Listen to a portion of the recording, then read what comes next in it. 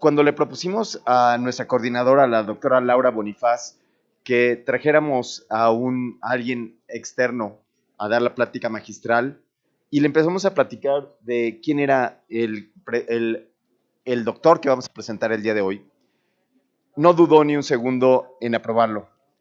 El doctor Mohaammed Ali es producto de la educación de 4 continentes, es producto de la experiencia en investigación en 4 lados distintos. Es por eso que resulta muy relevante la presentación que vamos a hacer el día de hoy. Él hizo medicina en Ciudad del Cabo y después se fue a Oxford a hacer un PhD en salud pública global. Pero lo más interesante es esta parte que decíamos de los negocios, esta parte de vender las ideas. Él hizo un MBA, un máster en negocios en Emory, lo que le permitió estar en trabajos de salud pública global, en especial en diabetes. Es por eso que es para mí un honor estar aquí presentando el día de hoy a uno de nuestros mentores para investigación clínica, que es el doctor Mohaammed Ali. Mo, please, could you please?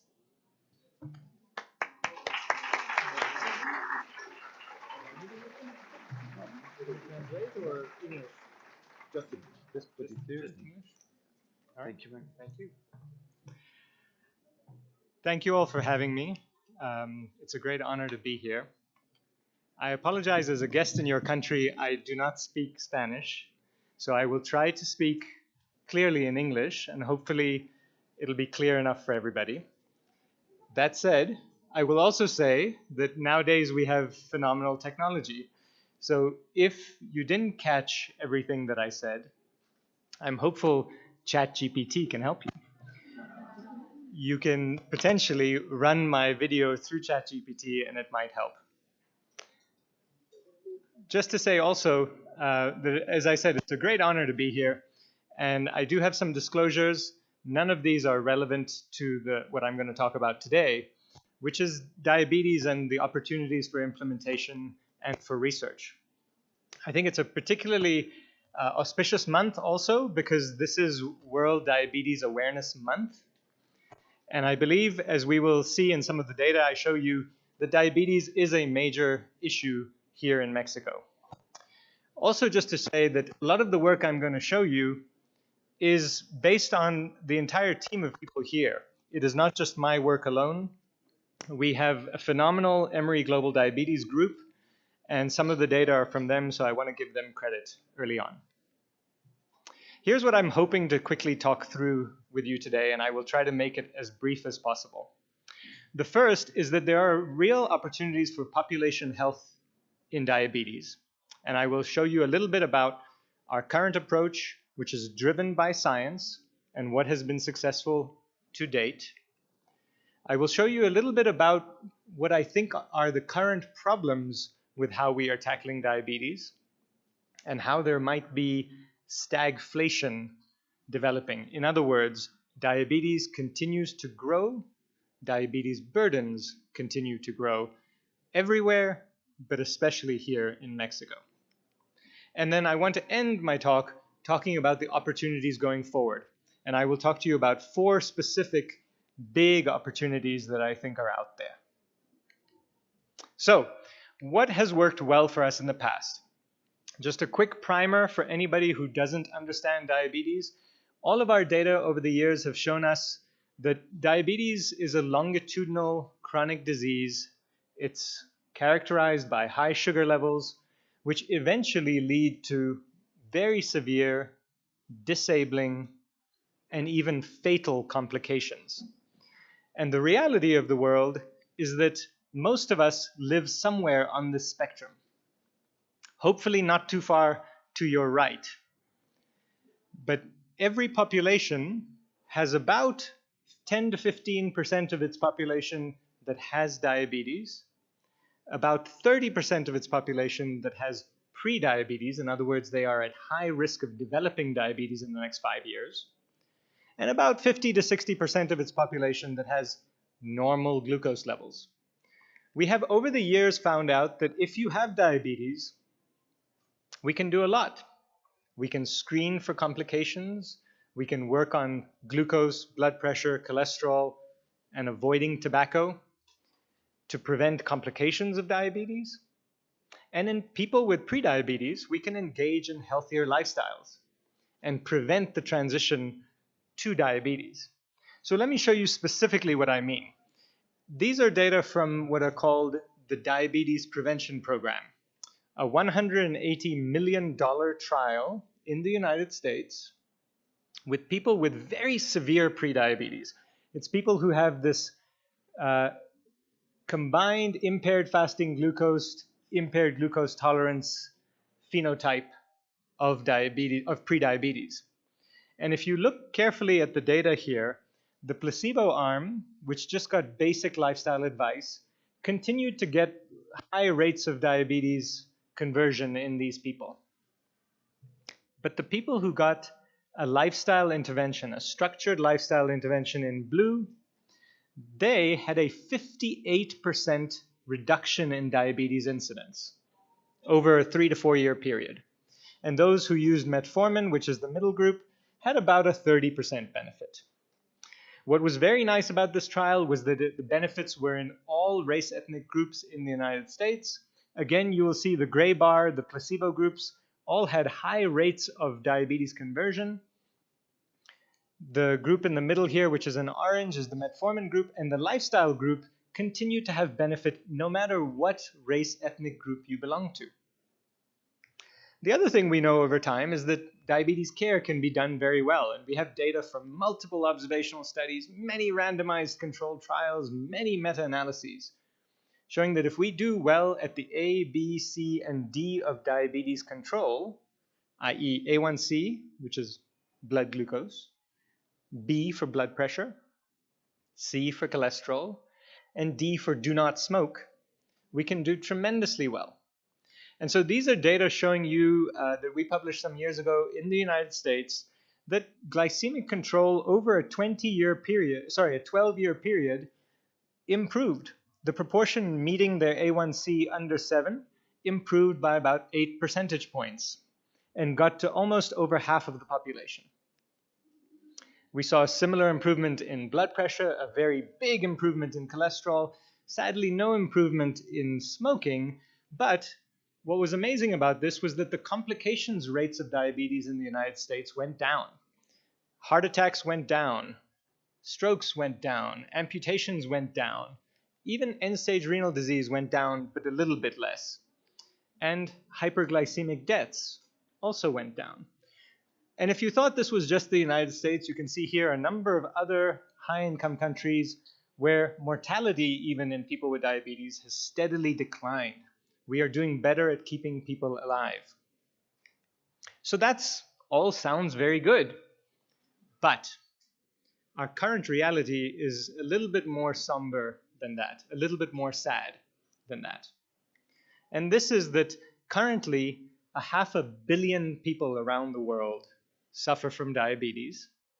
These are data from the International Diabetes Federation showing the steady increase in people with diabetes over time.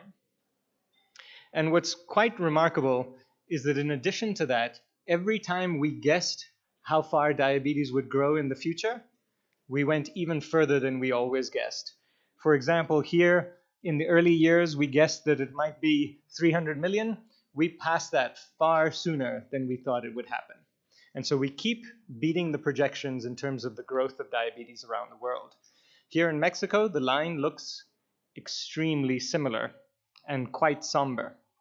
If you think about the rest of the world where 1 in 10 people, 1 in 8 to 10 people, in other words, 10% prevalence around the world, Mexico runs 70% higher, where currently we have about 17% of the population has diabetes, and the projections are that it would go up to almost 19 to 20% of the population here in Mexico. What is even more scary is that 20 billion US dollars, this is converted to international dollars, are spent on diabetes here in Mexico, which is taking up a massive amount of the health expenditure and massive amount of the budget in this country. The estimations from the World Diabetes Federation are that about 200,000 people die of diabetes here in Mexico alone, And if you were worried about this, worry even more, because 1 in 5 people has prediabetes and 1 in 7 pregnancies is associated with gestational diabetes, which increases a woman's risk of developing diabetes tenfold compared to if she did not have gestational diabetes. So all very scary stuff. And if you thought this was only relevant to Mexico, Mexicans living abroad also have a similar problem. Here are data from the United States, where the average diabetes prevalence in non-Hispanic whites is about 12% if you look over here, and even adjusted for race, ethnicity, and BMI, it's about 11% or so. However, look at these scary data for Hispanic populations. It's adjusted for BMI and age, it's 23%, and even more scary, that 23% is led by Mexican Americans, where the prevalence is 24.6%, double what it is in non-Hispanic whites in America. What I will also worry about is, even though I showed you improvements until 2010, you will see in each of these graphs for A, B, C, D, we have plateaued and flattened in the United States. And the data for Mexican Americans is much worse than this. I don't have them handy, but unfortunately they aren't reaching these levels.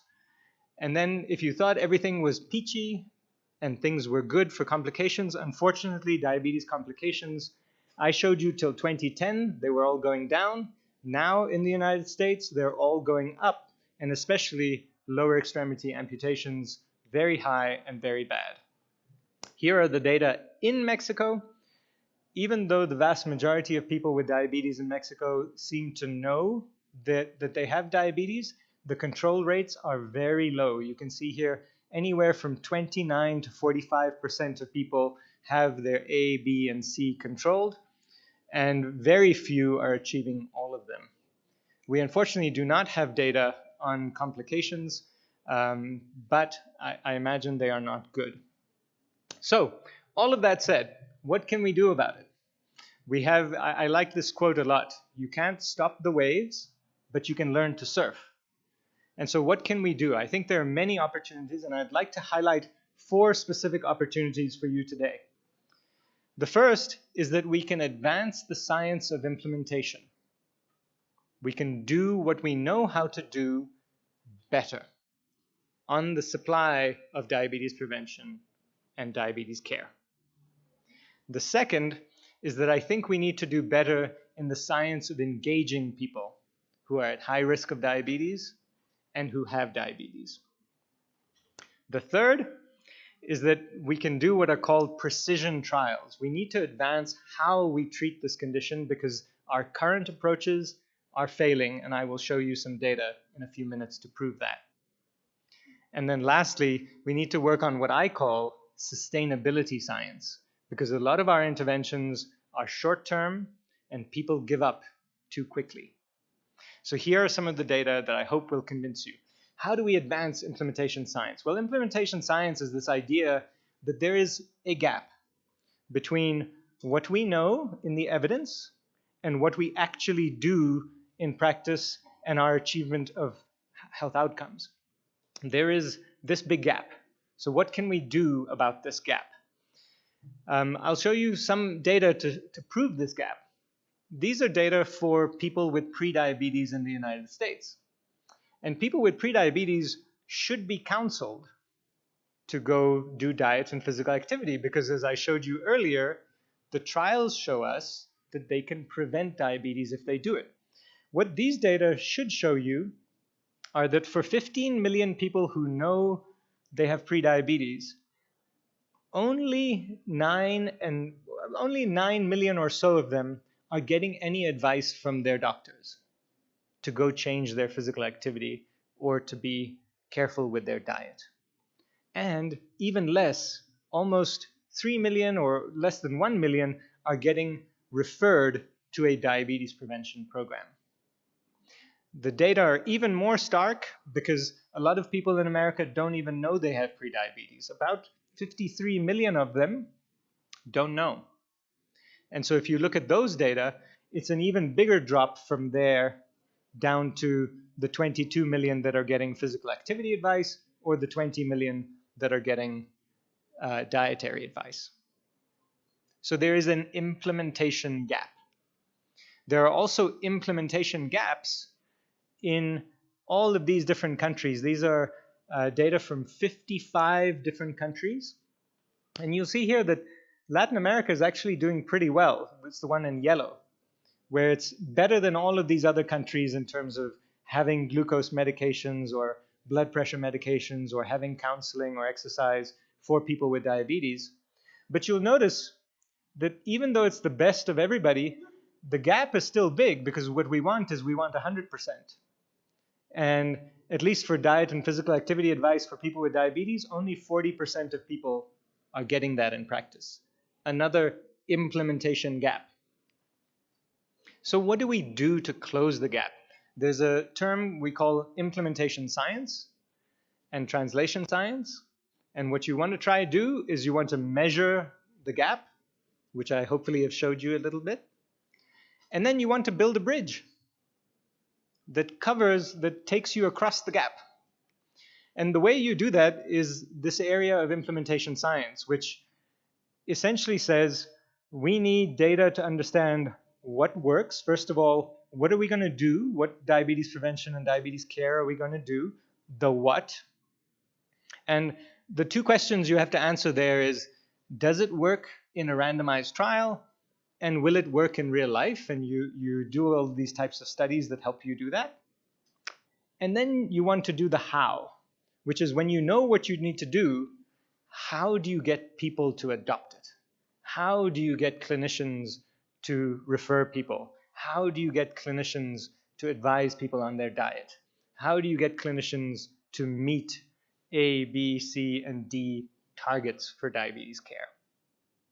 And this is the whole area of dissemination and implementation science. And it is the type of thing that we try to deal with huge complexity. Complexity of how individuals behave and complexity of how society works. And so what implementation science does is it tries to use frameworks to make complexity a little bit easier so that you can understand the world easier. And there are 5 different types of frameworks that can be very helpful. Process frameworks, where you lay out what the problems are and you do continuous quality improvement. There are determinant frameworks, classic theories, which help you understand human behavior. And then there are implementation theories and evaluation frameworks, which really help you move the needle.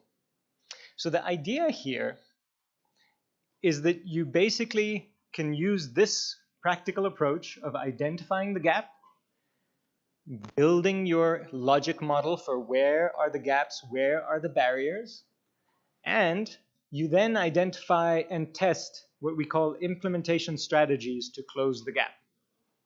And you keep adapting as you go along. We have been fortunate to do some of this work in the trials that I show you here.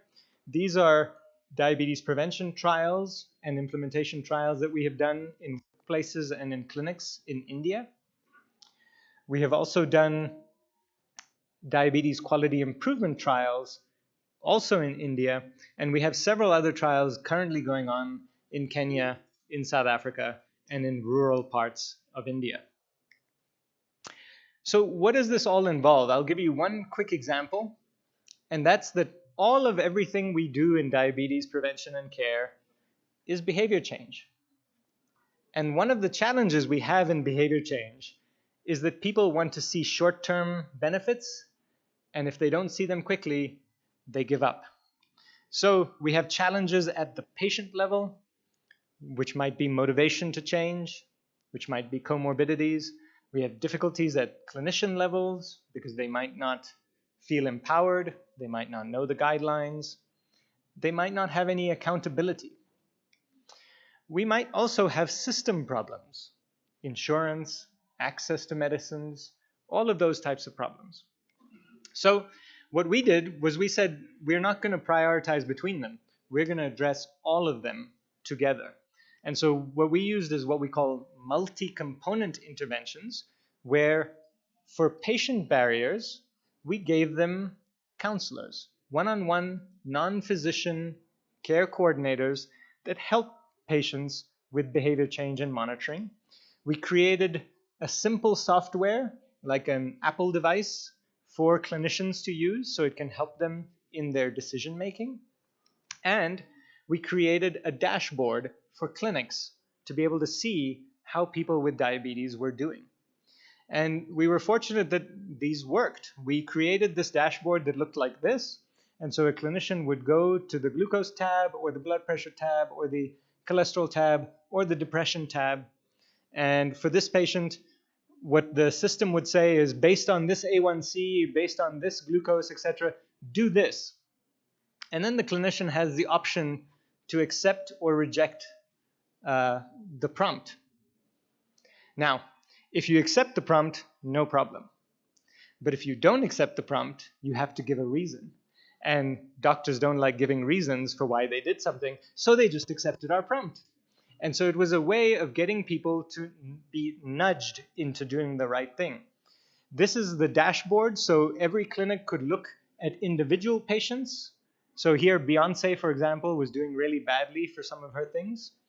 And you could also look at all the patients in your clinic and see what proportion are in control, what proportion are in the middle, and what proportion are out of control. And so you're probably asking, well, did it work? And the answer is yes. Thankfully, it did work. You'll see here that the control arm also did well because we randomized people and the same clinicians were treating patients in both arms. So because they were doing good things for the intervention arm, they also did good things for the control arm. So both arms benefited. That is a common thing in what we call a pragmatic trial. Both arms benefit, but the intervention arm, which is that line, benefited more. It had a 1.6 percentage point reduction in A1C, and that was maintained over 30 months of intervention. We had the same thing with blood pressure, systolic and diastolic, and the same thing with cholesterol. And in fact, with cholesterol, you can see we really moved their cholesterol levels a lot and lowered their cardiovascular risk. And so now you've seen we can build a bridge.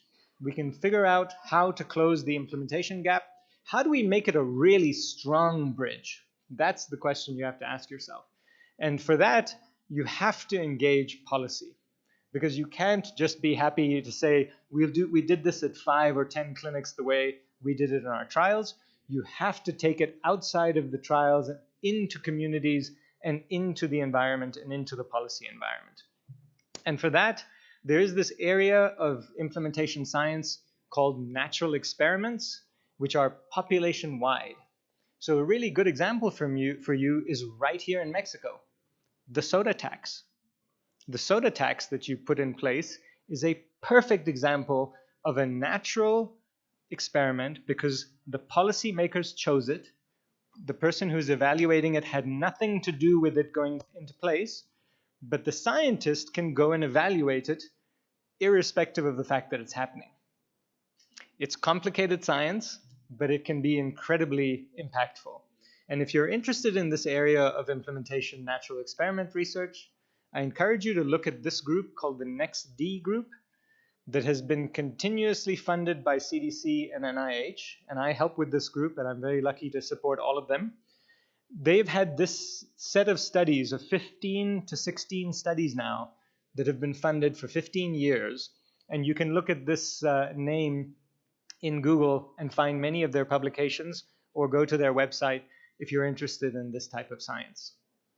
The second area, as I mentioned, is this area of engagement science. And what I'm getting at here is that if we create the supply, we have to create the demand. Because if people don't come, we have nothing. And so the idea here is that even in the trial I just showed you, our intervention was twice as good. The relative risk reduction, the relative risk was 2.24. Phenomenal trial. And you can see it here. Twice as many people achieved our outcome than the control group. But what you should also be asking is, even though it was twice as good, what the heck happened to those 80% that didn't actually engage in our intervention. Because even in the intervention arm, not everybody engaged. So the big question I have for engagement science is the following. If we assume that our intervention is built for success of the intervention arm and for failure of the control arm, that we should assume, right? They're not going to do well in the control arm. What about this group that did well in the control arm up here and this group in the intervention arm that did badly? We should understand what motivated them and why they didn't do well. That is engagement science. And I believe engagement science has many different causes. It might be biology, it might be psychosocial, or it might be their conditions, their social determinants of health that limit them from engaging in an intervention like this. So let me give you an example of biology. Biology suggests that we are going to see people with diabetes not just have one thing when they come to a doctor anymore. These are data from many different countries, Mexico included over there in the blue, showing that as we age, the people have more than one comorbidity as they grow older and older. And in particular, the group at the top, people with diabetes, have multiple comorbidities. 80% of people with diabetes have something else out of these. They have angina, they have arthritis, they have asthma, they might have COPD, they might be depressed. So they are more complex than they have ever been. And if we expect them to engage in diabetes prevention or diabetes care, we need to address the other things that are wrong with them. The second is that patients might have incorrect beliefs. Here is an example for you of a study that a colleague of mine did in India, where he went and surveyed people with hypertension and said, how many people discontinue their blood pressure medicine? And it turns out 70% of them discontinued after 2 to 3 weeks of using blood pressure medicine. And when he asked them why, some of them said, oh, I had a side effect, or I was afraid of the side effect. But the vast majority of them didn't understand blood pressure. They thought that when they took the blood pressure medicine for 1 week, the blood pressure came down, and so they were cured. They didn't realize that they have to take blood pressure forever once they are diagnosed with hypertension. And so the idea here is that there are common issues, challenging issues for how we think about this. And they're even more challenging when we think about how people behave. And there are multiple aspects of how people behave, not just what they are doing, but what their families are doing and what their neighbors are doing. And so we essentially have the traditional way we think about trials is we do stratifications by age, gender, income, simple things. But I put it to you that the new world, because people in the control arm are also doing well, is that we need to think about complex phenotypes of people, where we actually think of people as not just race and ethnicity, not just age, but many different things together. And so the future, I think, is in what we call precision segmentation, where instead of simple trials where we look at intervention in a control arm, we can use the future of artificial intelligence to think about much more careful groups of people who have either risk for or currently living with diabetes. Which brings me to the third big opportunity, is precision trials. And here are some data I showed you earlier. The diabetes prevention program worked really well. There are data to suggest that it doesn't work for everybody equally. And by that, I'm going to show you these data from a gentleman in our group who took 4 different trials of diabetes prevention around the world and divided them into people who have just impaired fasting glucose, people who have impaired glucose tolerance, or both, like in the diabetes prevention program. And you'll see here, big effect, 50% benefit in people who had both IFG and IGT. Good benefit, 35% in people who have just IGT. But you'll notice here in this meta-analysis, there was no benefit at all. A 0.97 hazards ratio, crossing the 1, and that means that people with impaired fasting glucose don't really benefit from our standard interventions, which means we need better science. And the better science is coming because we are now starting to realize that people with diabetes aren't just one variety. They aren't always just obesity driven. In fact, these data from Sweden showed you that people with type 1 are kind of obvious. They have autoimmune diabetes. But there's a group here who are severely insulin deficient, so they look and feel more like a type 1 diabetic, even though they have type 2. And then there are obviously these groups here, which are insulin resistant, and these ones who have mild obesity-related diabetes. But then there's an entire group who don't develop diabetes till late in age, and when they develop it, it's extremely mild. So you don't need to push them with insulin. You don't need to push them with high amounts of medications. This is the future of precision diabetes care. And if you think it can't be done, I want to show you some fascinating data for obesity. This gentleman named Andres Acosta at the Mayo Clinic did a phenomenal trial where he argues that people with obesity are not just one type.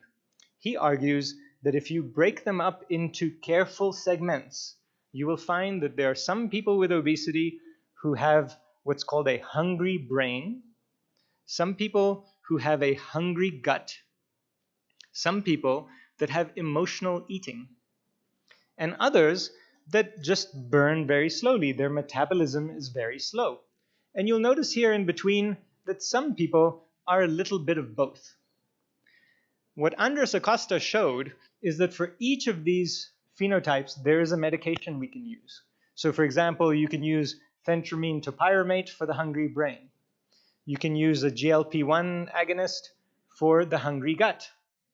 You can use Contrave or naltrexone bupropion for emotional eaters, and you can use phentermine for the slow burners.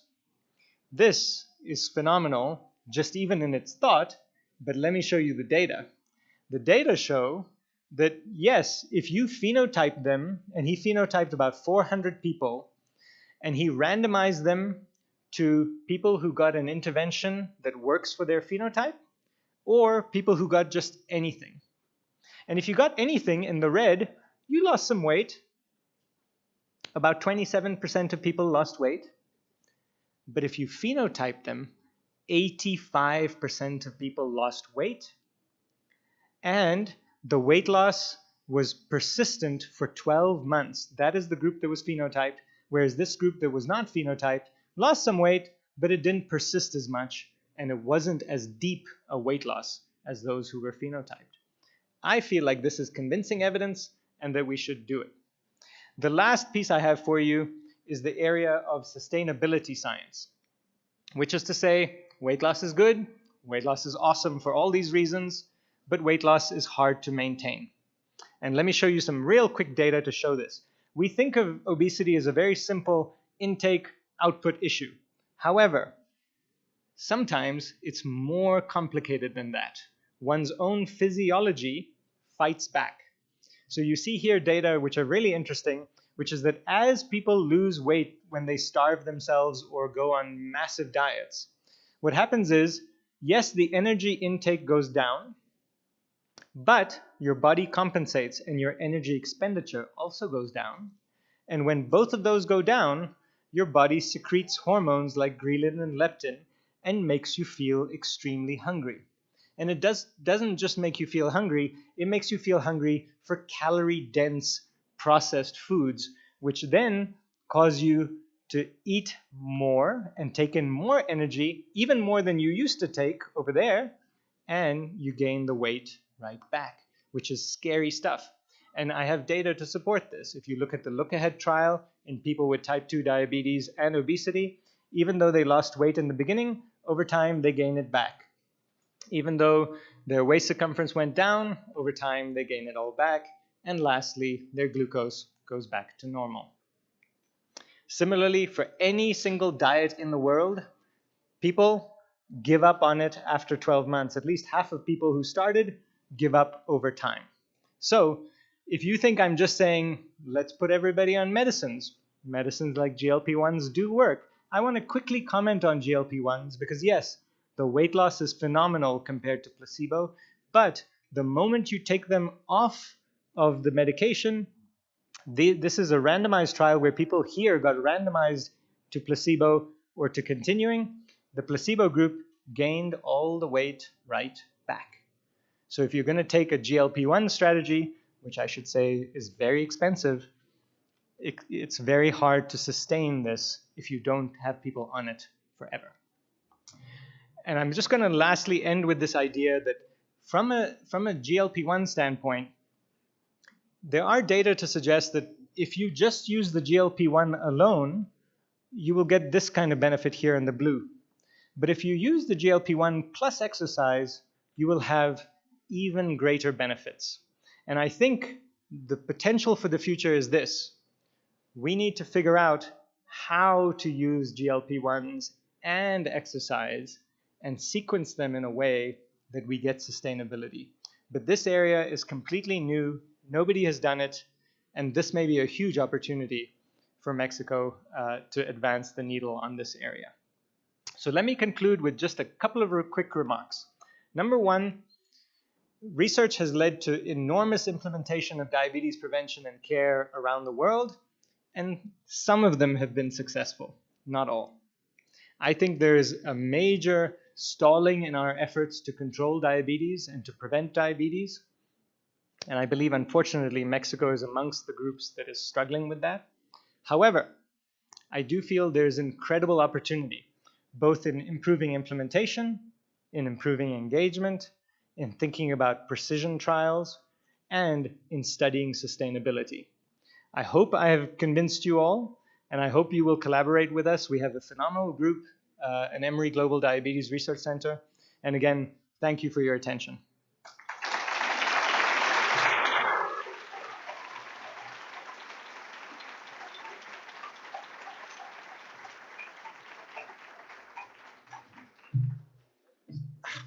Fantástica la plática y entonces les agradecemos a todos su atención. Muchísimas gracias, Mo, y pasamos entonces ahora a la ceremonia de clausura. Muchísimas gracias. Por favor, no se vayan.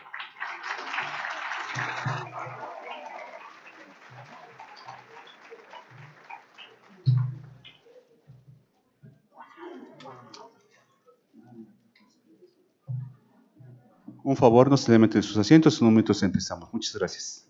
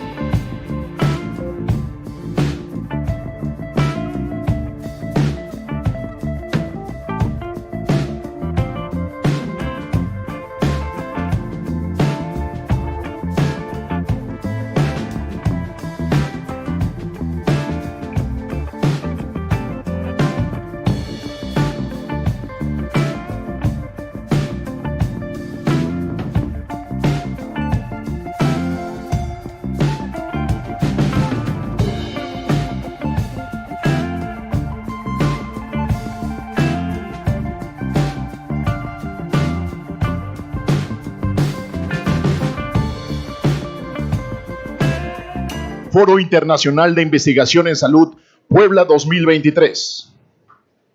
Un fuerte aplauso, por favor.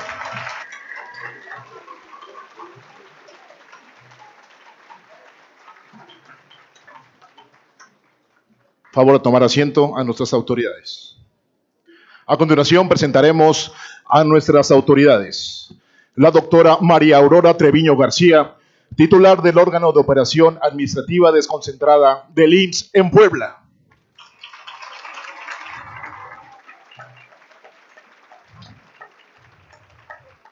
Doctora Rosana Pelayo Camacho, titular de la Unidad de Educación en Investigación.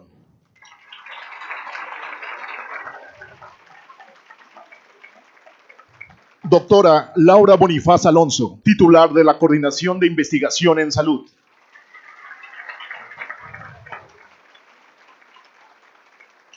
Maestra Marta Eloísa Sánchez Vázquez, titular del órgano de operación administrativa desconcentrada del IMSS Querétaro.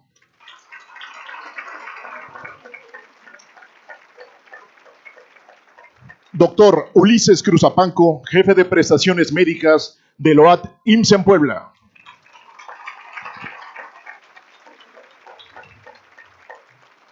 Maestra Juana Angélica García Bonilla, jefe de prestaciones médicas del OAT IMSS en Querétaro.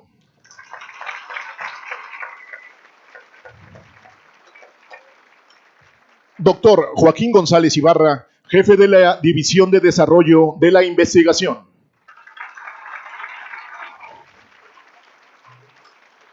Maestra Carla Martínez Castuera Gómez, jefe de la División de Innovación y Regulación de la Investigación en Salud. Doctor Eduardo Ferat Osorio, jefe de División de Investigación Clínica.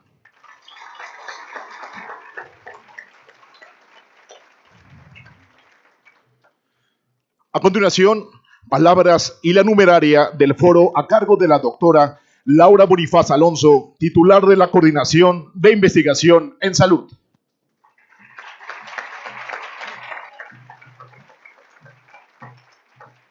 Muchísimas gracias de nuevo por estar todos aquí. Es para mí un orgullo compartir de nuevo el presidium con la doctora Aurora Treviño, a quien agradezco de nuevo enormemente esta enorme organización y a todo su equipo. Mil gracias, doctora.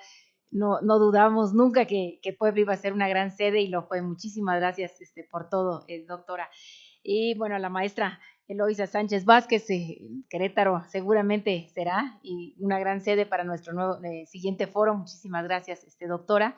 Al jefe de prestaciones médicas, doctor Ulises Cruzapanco, muchísimas gracias por todo y toda la hospitalidad, doctor. Y a la maestra Juana Angélica García, que seguro en Querétaro nos estará apoyando con todo.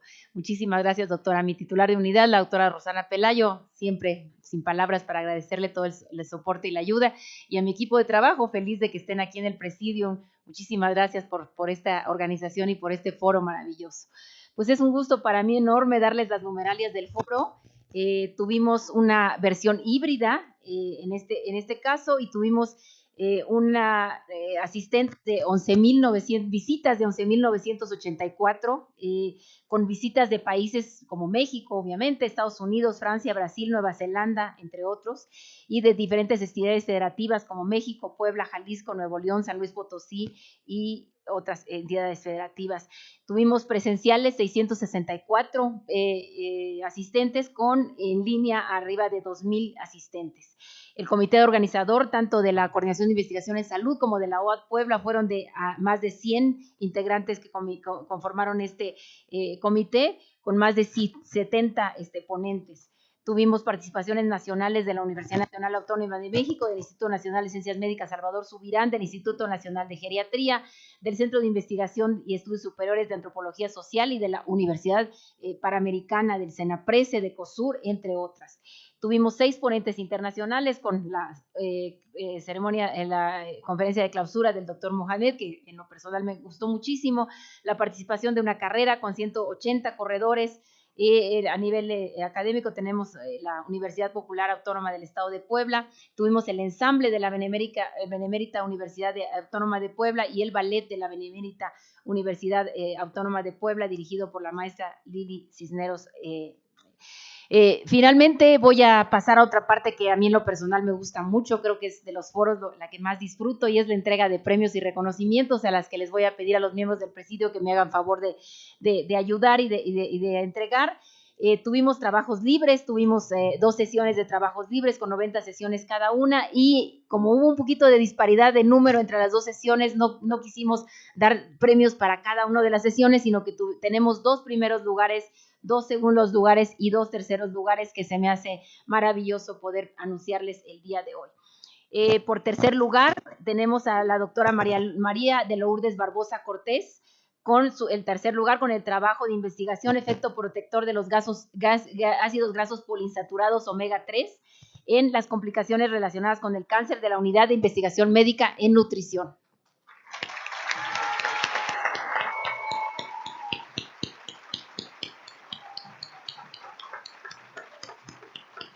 Tercer lugar también a la doctora Mariana Aide García Hernández, con el trabajo Razón Triglicéridos HDL como instrumento para medir síndrome metabólico en la Unidad de Investigación Biomédica de Zacatecas. ¡Bravo!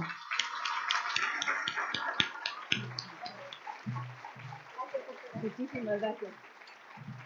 Tenemos ahora nuestros segundos lugares, el trabajo de investigación, grave problema de hipercolesterolemia familiar del municipio de Santa María Yuchutli en Oaxaca, como consecuencia de un efecto fundador de la variante LDR C2271 del Centro de Investigación Biomédica de Occidente. Muchísimas felicidades. Y otro segundo lugar al doctor Ricardo Romero López, con su cartel La expresión del receptor de estrógenos beta-RBD como potencial candidato para terapia en cáncer cervicouterino de una nueva unidad de investigación en la DF Norte.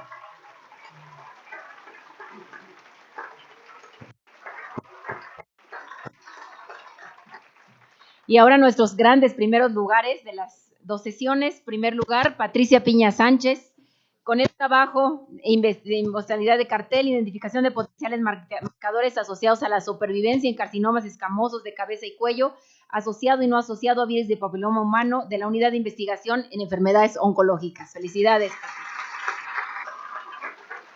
Y a la doctora Lency Deyanira Escalante Bautista, primer lugar con el trabajo Investigación en Mortalidad de cartel, asociación entre variantes genéticas de transportadores de membrana y riesgo de eventos adversos hematológicos de alto grado en una corte de niños mexicanos con leucemia linfoblástica aguda en la Unidad de Investigación de Genética Humana.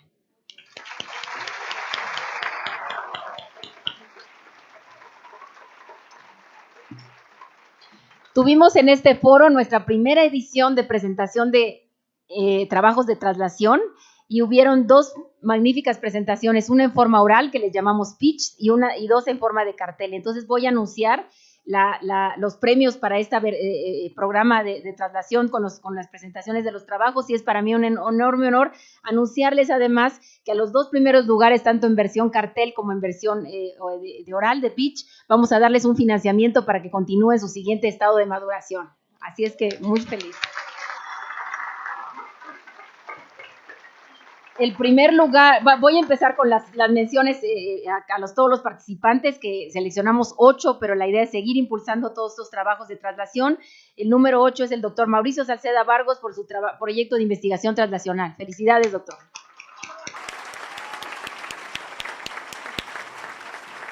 Doctor José Antonio Enciso Moreno por su proyecto de investigación traslacional Predictive.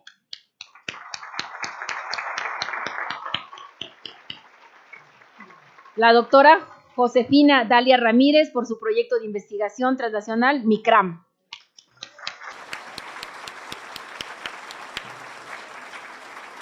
Una mención honorífica al doctor Alberto Monroy García por su proyecto de investigación traslacional Oncomix SP con un reconocimiento muy especial.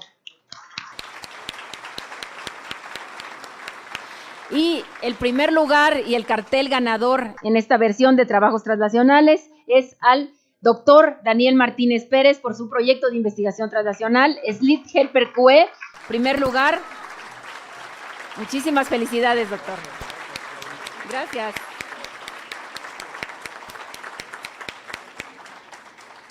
En la versión oral y versión pitch tenemos un reconocimiento y una mención honorífica a la doctora María Antonieta Chávez por su proyecto de investigación transnacional Outlex.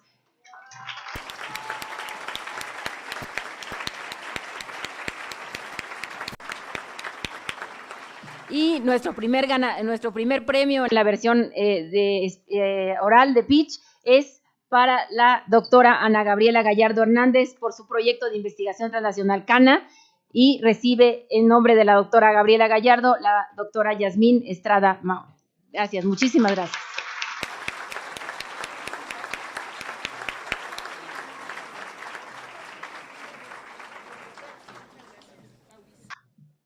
Mil gracias. Pues muchísimas gracias a todos los participantes. Espero que en el siguiente foro tengamos siguientes ediciones de estas dos grandes presentaciones. Y muchísimas gracias a todos por su asistencia, muchísimas gracias por asistir a este maravilloso foro y bueno, nos vemos en Querétaro el siguiente. Muchísimas gracias. Perdón, hay algo que me faltó muy importante, me faltó mencionar al doctor Tortorielo por su trabajo de presentación, y un aplauso para él, por favor, doctor.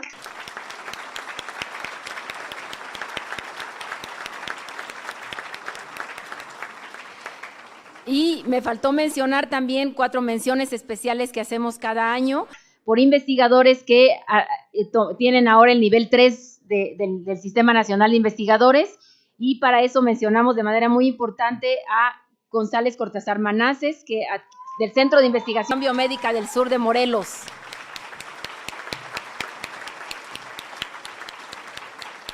A la doctora Lucila Maribel Herrera Ruiz, del Centro de Investigación Biomédica del Sur.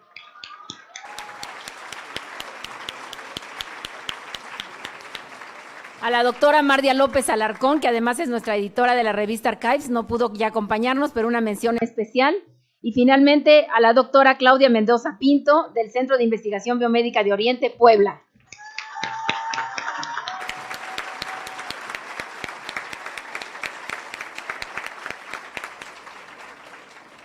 Ahora sí, muchísimas gracias y damos continuidad a la ceremonia de clausura. Muchísimas gracias.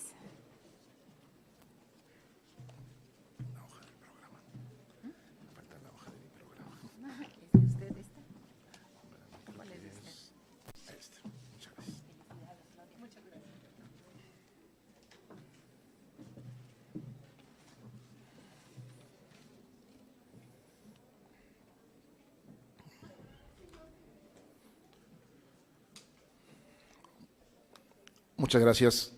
A favor de tomar asiento. A continuación, escucharemos un mensaje a cargo de la doctora María Aurora Treviño García, titular del órgano de operación administrativa desconcentrado del IMSS en Puebla. Un fuerte aplauso, por favor.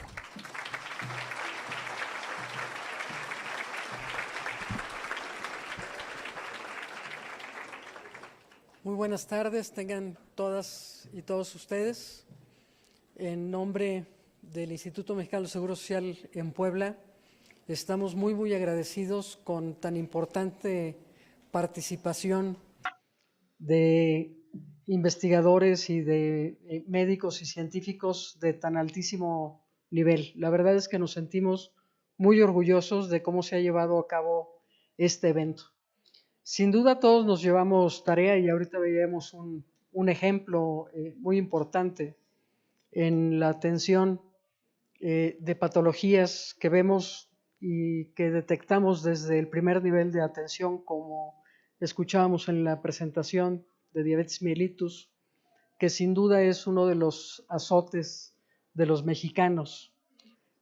También en una serie de investigaciones, estudios que vimos en otros temas también muy importantes por la repercusión que tienen en las familias de los mexicanos, como temas oncológicos, inmunológicos y de tantas y tantas especialidades, que la verdad es que quisiéramos que el foro hubiera durado toda la semana para dar cabida a lectura y estudio a todas y cada una de las diferentes presentaciones que se dieron tanto de manera presencial como en carteles, y a quienes nos conectaron vía remota. Ha sido un verdadero placer que estén ustedes acá en Puebla y empezaremos a prepararnos para el próximo año en Querétaro. Agradezco a la maestra Marta Loíza, invitada especial, con su equipo de trabajo que el día de hoy se llevan la estafeta para el siguiente evento. Agradezco, por supuesto, a la coordinación de investigación con todo su equipo, a la doctora Bonifaz, a la doctora Pelayo y a todas las áreas con quienes estuvimos en coordinación para que este evento pudiera ser no solo un éxito desde el punto de vista científico, sino además del agrado de todas y de todos ustedes. Y de manera muy especial agradezco a todo mi equipo de trabajo, a la Jefatura de Prestaciones Médicas, a nuestras coordinaciones, no nada más del área de investigación, de la delegación que están acá presentes, a nuestro equipazo de investigadores que tenemos en el CIBIOR, en nuestro centro de investigación, que la verdad han hecho esa mancuerna con la medicina clínica que nos obliga y que nos lleva a llevar, como fue el tema de este foro, la investigación vinculada a la atención médica de laboratorio a los pacientes. Me parece que en este sentido no hay reversa y que tendremos que trabajar más arduamente cada vez para que todo esto se vaya dando de manera simultánea y los resultados de investigación no sean solamente para una publicación, que sin duda es muy importante, puesto que es la base de la medicina moderna, sino que los resultados ya los podemos enlazar en tiempo real con nuestros pacientes que tenemos en nuestra consulta y en nuestros hospitales. Agradezco a todos y a cada uno de ustedes su participación, su empeño y su esfuerzo para que este foro fuera todo un éxito y lo esperamos pronto de regreso en Puebla. Muchas gracias.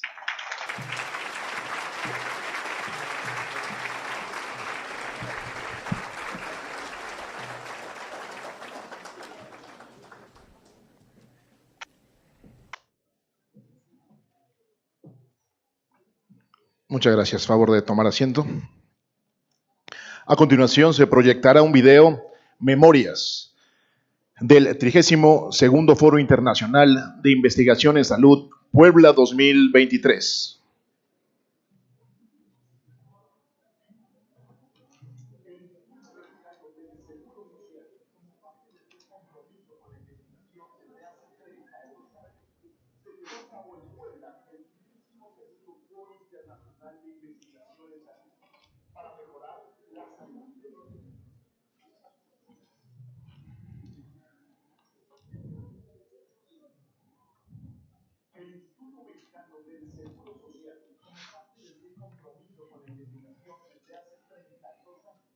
Se llevó a cabo en Puebla el 62º Foro Internacional de Investigación en Salud para mejorar la salud de nuestros derechohabientes.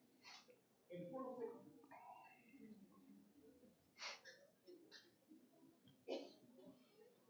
mexicano del Seguro Social como parte de su compromiso con la investigación desde hace 32 años. Se llevó a cabo en Puebla el 32º Foro Internacional de Investigación en Salud para mejorar la salud de nuestros derechohabientes.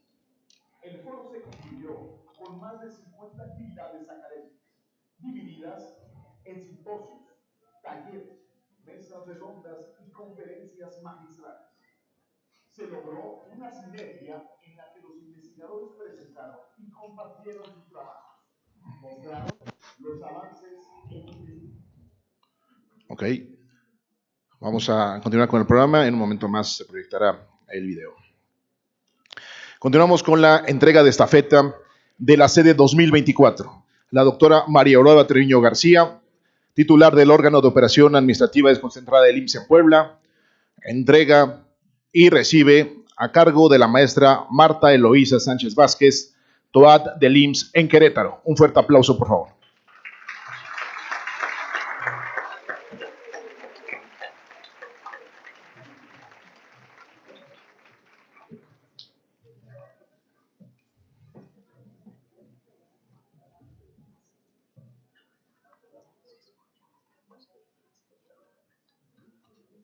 Sí, ya lo tenía.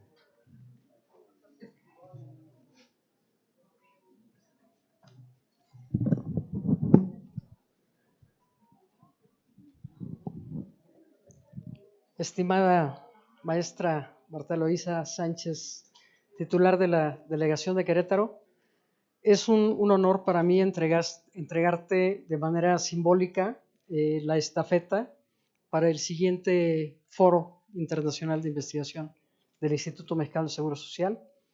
Si me permites, me ayudas, lo descubrimos para que se vea de qué se trata.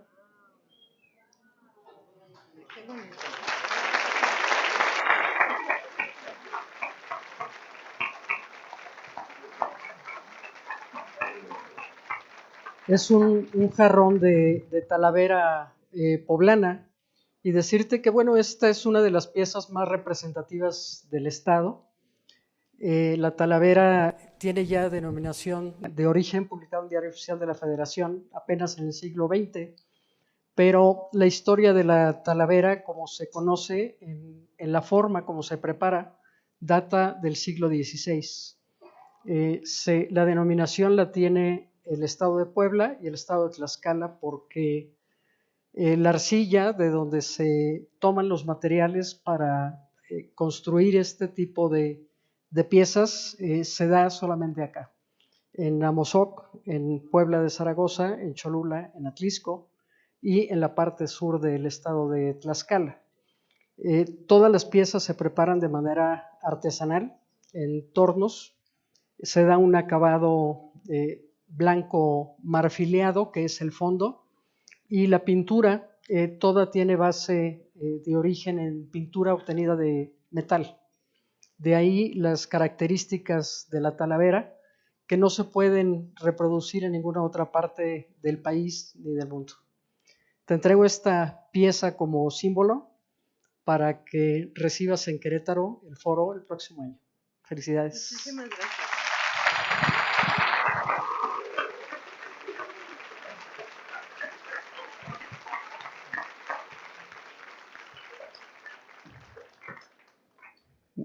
Pues muy buenas tardes tengan todos y todas. Quiero agradecer al Presidium, pero con mucha estimación quiero agradecer a la titular en Puebla, a la doctora Aurora Treviño. Muchas gracias por recibirnos en tu estado y muchas gracias, doctora Pelayo, por darle la oportunidad a Querétaro del 30º Foro Internacional de Investigación. Los estaremos esperando en julio. Y a fin de también entregarte algo muy representativo que todos conocen del estado de Querétaro, es la muñeca Lele. ¿Sí? La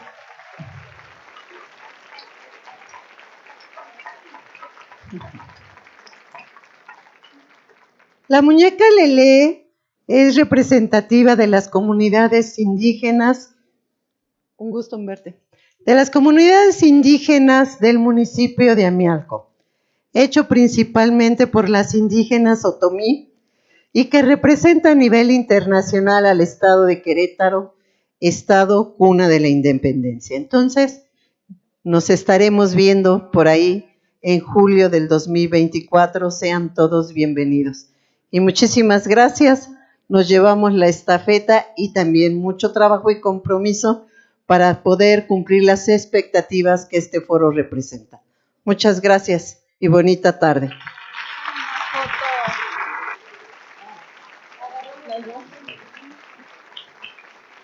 De este lado, por favor. Gracias.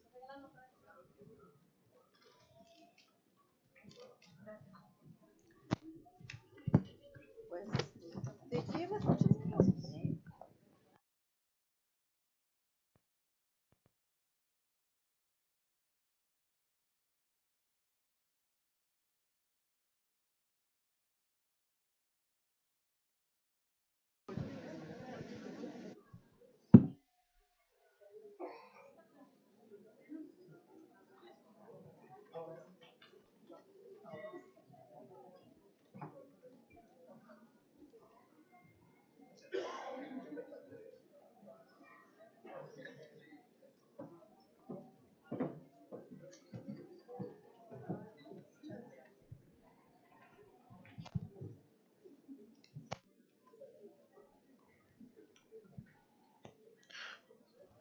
A continuación veremos el video de la sede del próximo año en Querétaro. Por favor, vamos a ver este bonito video.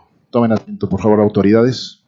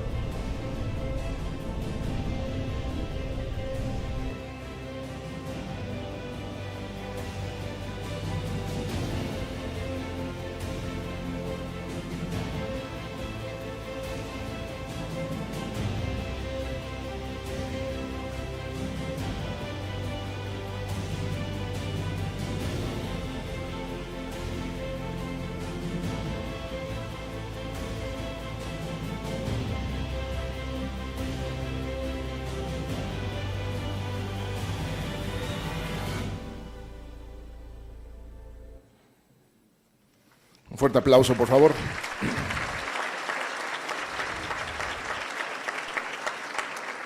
A continuación, escucharemos un mensaje de clausura a cargo de la doctora Rosana Pelayo Camacho, titular de la Unidad de Educación en Investigación.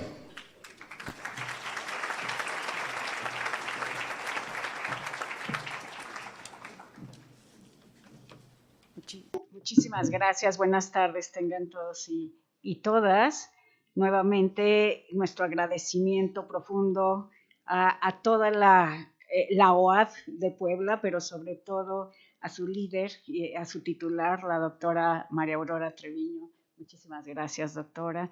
Y desde luego, muchas gracias por las palabras y también por la aceptación a nuestro siguiente foro, a la maestra Marta Eloísa Sánchez Vázquez. Gracias por todo. Y pues seré brevísima porque es claro que después de una jornada de 3 días de profundidad, de pasión por lo que hacemos, de entrega total, de inspiración y de excelencia, pues no nos resta más que concluir que igual que la medicina moderna, ¿no?, tiene como fin múltiples tiros de precisión para abordar una patología. La investigación moderna, la del nuevo IMSS, está abordando desde múltiples perspectivas también el conocimiento para brindar una mejor vida, ¿no?, saludable a nuestro México. Se han gestado aquí los ecosistemas, se han determinado la infraestructura, los tejidos, desde luego se ha impulsado la semilla, ¿no?, para que crezcamos juntos cada día más. En la vinculación y logremos lo antes posible resoluciones para nuestras patologías y vayamos desde luego de la patogénesis hasta la salutogénesis. Nada de esto hubiera sido posible desde luego de no haber tenido la oportunidad de caminar en hombros de gigantes como el doctor Onofre Muñoz y como cada uno de ustedes, todos los que han precedido en estos escritorios, en estas oportunidades de toma de decisiones, han construido un mundo excepcionalmente bueno para todos los que estamos aquí. Muchísimas gracias y me gustaría solicitarles ponerse de pie para concluir los trabajos. Gracias a todos. Siendo las 14:53 horas del viernes 3 de noviembre del 2023, damos por concluidos los trabajos del 32º Foro Internacional de Investigación en Salud. Enhorabuena para todos y que haya sido productivo.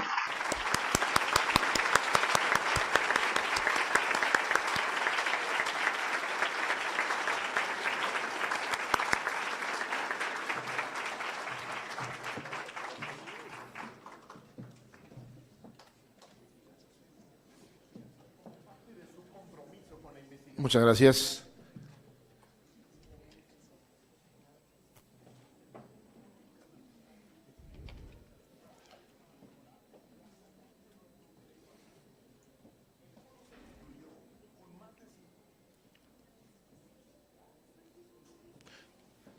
Tomamos asiento, por favor. Ahora sí, a continuación, veremos el video de memorias del 32º Foro Internacional de Investigación en Salud, Puebla 2023. En investigación en salud. Puebla, en los últimos años, ha estado presente en los primeros lugares. Es referente por su desempeño en la investigación, que genera alta productividad científica, tanto en los artículos médicos como en patentes registradas. Además de ser formadora de recursos humanos para la investigación clínica, por lo que se consideró a la Angelópolis como un gran escenario cultural y médico para ser la sede. Este foro reunió a investigadores y ponentes de todo el mundo para presentar sus trabajos de investigación clínica. Además, se convocó a más de 1,000 profesionales de la salud de las representaciones del IMSS en el país. Asistieron más de 500 profesionales de la salud de forma presencial y cerca de 2,000 vía online, así como más de 200 cartelistas. La cultura y el deporte es parte importante de la formación en la investigación. Por ello, se desarrolló una carrera para fomentar la actividad física, una cena de degustación, actividades culturales y turísticas para conocer nuestra bella ciudad, Puebla de Los Ángeles. Agradecemos la colaboración de LOAD Puebla, encabezada por nuestra titular, la doctora María Aurora Treviño García, y a las jefaturas de primero y segundo nivel de la Dirección de Prestaciones Médicas. Agradecemos a la Coordinación de Investigación en Salud por habernos elegido como sede, así como a las UMAES y universidades que tienen convenio con el IMSS, así como la Universidad UPAEP por ser nuestro aval académico en este gran evento. Por su colaboración a todas y a todos en este importante foro, así como los ponentes con experiencia en universidades extranjeras y en laboratorios a nivel mundial. Muchas gracias por ser parte de esta experiencia. Nos veremos pronto.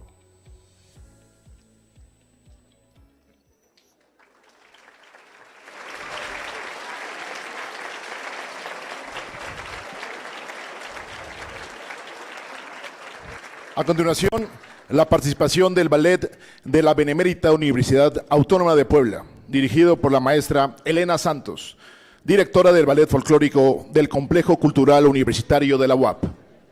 Un fuerte aplauso, por favor.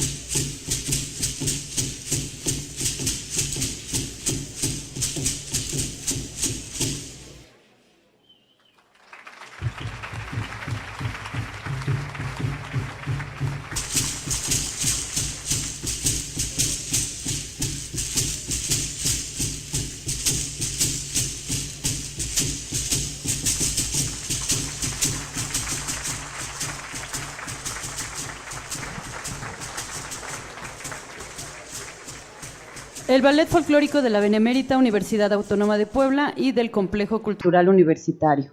La danza que acabamos de presentar es una danza denominada danza azteca o danza de los concheros del Estado de México. Y como siguiente número vamos a presentar la danza de los carrizos, danza de Acatlasquis en su vocablo otomí. Esta danza se ejecuta en el municipio de Pahuatlán, en el Estado de Puebla. Es una danza con remembranzas de rituales prehispánicas. La danza de los Acatlasquis por el Ballet Folclórico WAPS CSU.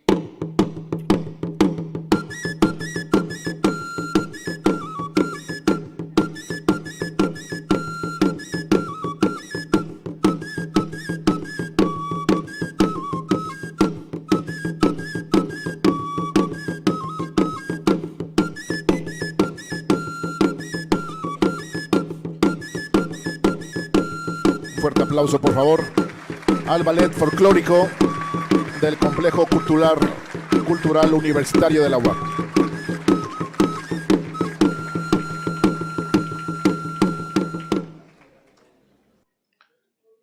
A continuación, entonaremos con respeto el himno del Instituto Mexicano del Seguro Social.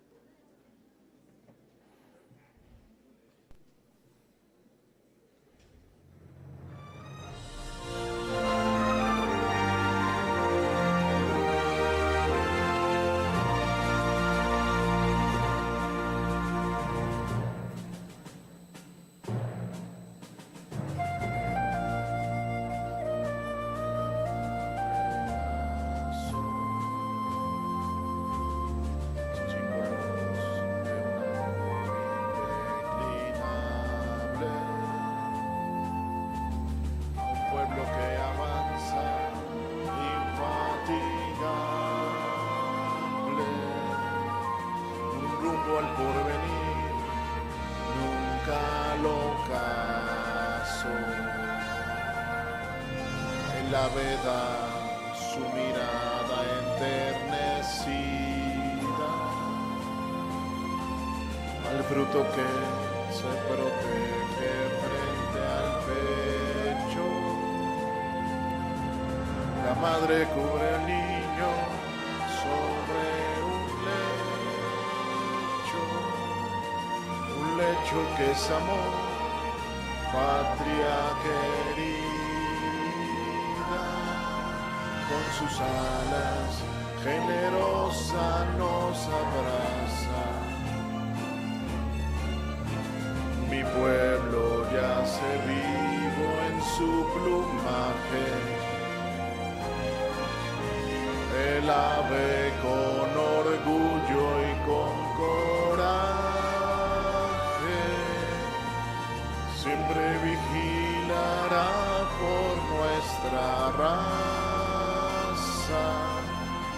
Instituto Mexicano del Seguro Social, ave plena, madre digna, hogar del sol. Instituto Mexicano del Seguro Social, ave plena, madre digna, tu hijo yo soy.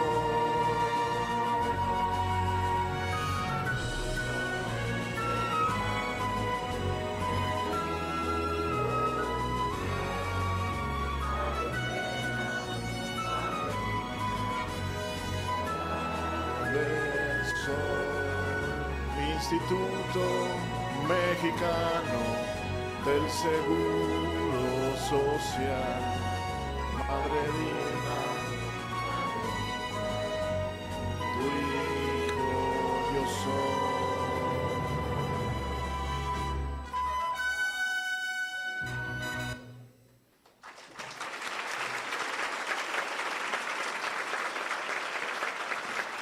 Tomamos asiento, por favor, y despedimos a nuestras autoridades que integraron la mesa de honor con un fuerte aplauso, por favor.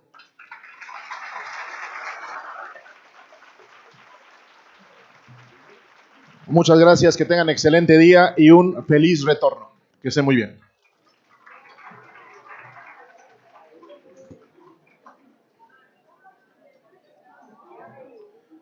Solicitamos la presencia del doctor Jorge Rafael Gamboa Cardeña para que le hagan entrega de su reconocimiento.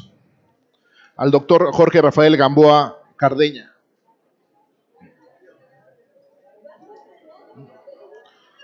Doctor Jorge Rafael Gamboa Cardeña, si puede pasar por favor para que le entreguen su reconocimiento.